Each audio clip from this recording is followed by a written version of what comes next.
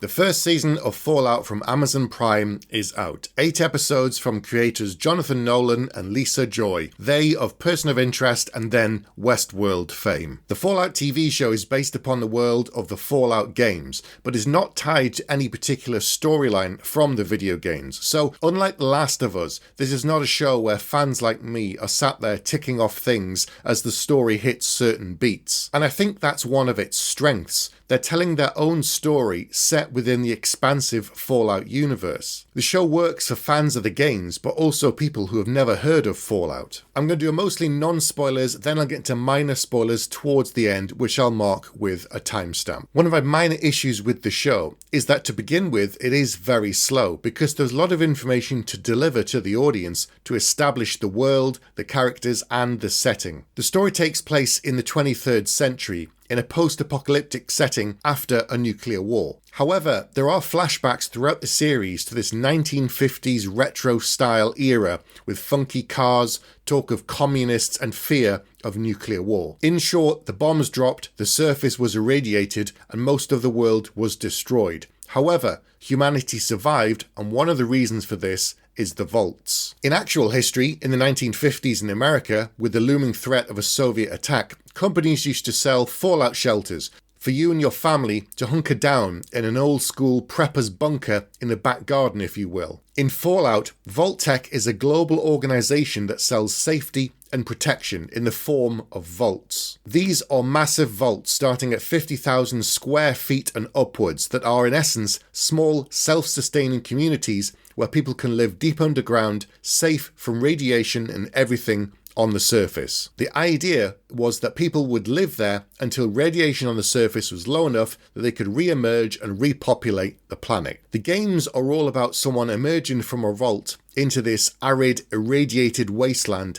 in the remnants of the old world, a fish out of water in a post-apocalyptic setting. The TV show also follows this, and we have 3 main characters, and one of them is a vault dweller. Lucy is a 20-something woman who's lived in a vault her entire life, in Vault 33, and due to reasons I won't spoil, she decides to leave the vault and go up to the surface against the wishes of everyone else. She emerges into a world that is not empty and is still populated by humans who survived on the surface. That's her first shock, that people survived.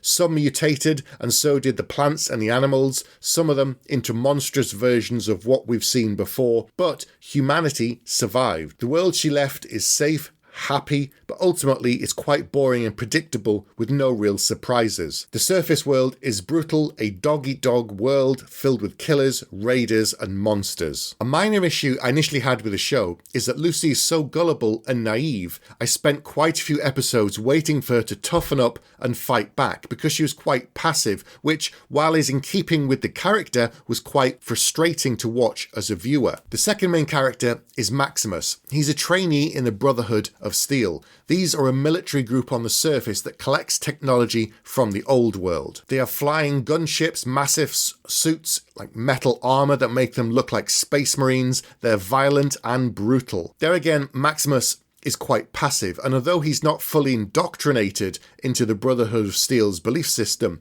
he does owe them a lot, so it takes him a while to shake off the shackles of perceived debt, as they gave him a home, food, clothes, and a name. The third character, the Ghoul, is someone who never left the surface. He represents the savage side of the world. Ghouls are people that were once human, but due to mutation and irradiation, they devolve into essentially what are zombies. But it's a gradual process, and it doesn't happen overnight, and it can be slowed indefinitely. Normally, with any kind of zombie-like creature, I don't spend much time thinking about who they used to be. They're the monsters, they're the thing in the way of the main characters. But several times during this show, there are moments that highlight the awful tragedy of what's happened to certain individuals. Even though it's only 8 episodes, there are times when it felt like the character work was slow. Partially because there's a lot to set up, and partly because there's a lot of flashbacks to the time before the bombs dropped. But as the show goes on, you begin to see why they're not only useful to the present, but they also help flesh out your understanding of the motivations of characters in the present. More than that is a spoiler, and I won't go into it yet. The world of Fallout is brutal. It's more akin to The Walking Dead than anything else, but there aren't packs of roaming ghouls. It's people that are the real danger. There is the occasional irradiated monster, but it's the Brotherhood and Raiders that are the real problem. Visually, the people who've made the Fallout TV series have done their homework. It's perfect in terms of minute details that call back to the games. Whenever they need to dress a set right down to the wallpaper, the information is there in the games. The food packets from the deviled eggs to the Nuka-Cola to things like the Red Rocket truck stop, the design of the vaults themselves, the set designers, costumes and makeup people on this show have done it perfectly. It's just so good. Even the retro computers and the music is often inspired or taken from the games. There's a melancholic piece of music that's used in the loading screen of Fallout 4, and there's a moment in the show that's full of hope but also sadness, and that same music just plays over the scene. It was just amazing. Watching the show made me want to go back and play Fallout 4 for a fifth time from start to finish. There's also a lot more to explore in the show that it doesn't touch on from the games, and we might get to them in future seasons, but we might not, like the Institute, synths, super mutants. There's just so much material that the showmakers can pull on. They've got this vast sand pit, and because they're not beholden to any particular game, it doesn't feel like the TV show is on rails and they can go wherever they want with it. Now we're getting into minor spoiler territories. Here we go from this point forward. The biggest threat to Lucy and everyone else in the whole world of the Fallout TV show is Vault-Tec itself. The Vaults sound like nothing more than a haven for the rich to live out their lives until the bad stuff on the surface is gone. But with over 100 vaults in the United States alone, and the cost to build them being vast, never mind the technology and the manpower needed to develop everything to make these self-sustaining underground communities, you realised it would take something huge.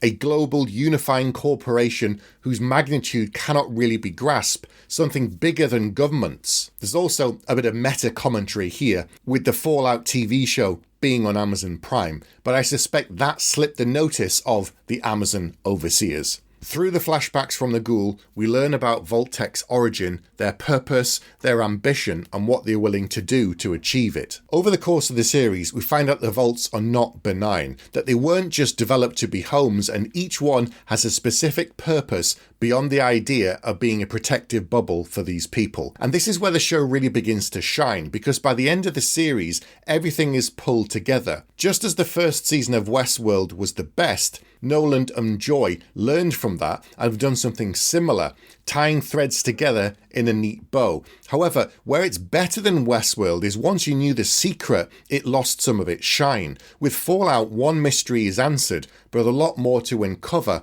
and a lot of other places that the story can go. Character development is another strength of the show. Some of the minor characters that initially felt very paper thin and were just there to pad out the cast begin to shine. They test the limits of their tiny worlds, and finding cracks, they begin to push and make new discoveries that are often quite shocking. By the end of the show, I was left with a lot of questions and also a strong desire to find out what happened next, but not only to Lucy, Maximus and the Ghoul. I want to know what happens with Lucy's brother and what is going on in the other vaults. The showrunners are really good at showing you one thing, and like a good magician with misdirection, they lead you one way only to do a bait and switch, making you feel foolish for believing them in the first place. The world of Fallout is vast, and this first season is a fascinating romp through that space with a unifying story thread that neatly comes into focus by the end of the show. And by the end, I really enjoyed this. And now I want to go back and watch it again for all of the tiny nods to the games that I missed